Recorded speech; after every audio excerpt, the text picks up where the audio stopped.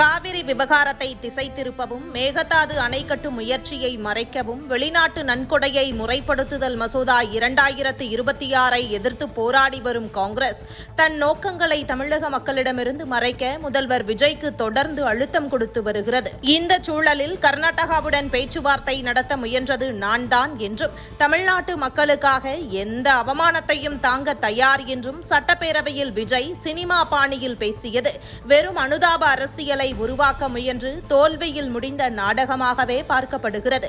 தனிப்பட்ட முறையில் விஜய் அவமானப்படுத்தப்படுவதை அவரது விருப்பமாக விட்டுவிடலாம். ஆனால் தமிழக முதல்வராக அவர் அவமானப்பட்டால் அது ஒட்டுமொத்த மாநிலத்திற்கே தலைகுனிவாகும் என்ற எளிய உண்மையை கூட உணராமல் அவர் நடந்து கொள்கிறார்.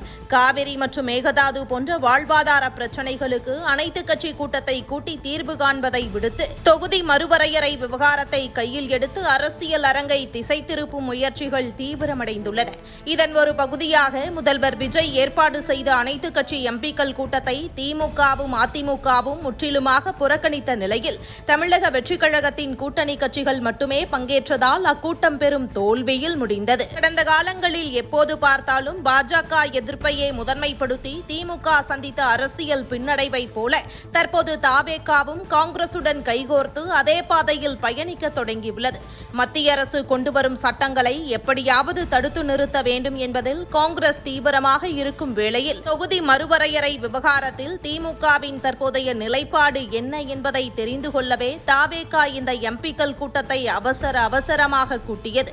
தொகுதி மறுவரையறை மசோதாவுக்கு தங்களின் ஆதரவை கோரிய பாஜகவிடம் அம்மசோதா நியாயமானதாக இருக்க வேண்டும் என்ற நிபந்தனையுடன் அணுக திமுக தயாராகி வருவதாகவும், வெறுமனே எதிர்ப்பை மட்டும் காட்ட திமுக விரும்பவில்லை என்றும் தகவல்கள் வெளியாகியுள்ளன. திமுகவின் இந்த நிபந்தனையுடனான நகர்வுதான் தற்போது காங்கிரசுக்கு பெரும் பீதியை ஏற்படுத்தியுள்ளது. திமுகவின் தயவாலேயே வெற்றி பெற்ற காங்கிரஸ் இப்போது விஜயுடன் இணைந்து திமுகவையே விமர்சிக்க தொடங்கியிருப்பது திமுக தலைமைக்கு கடும் அதிர்ச்சியை கொடுத்திருக்கிறது.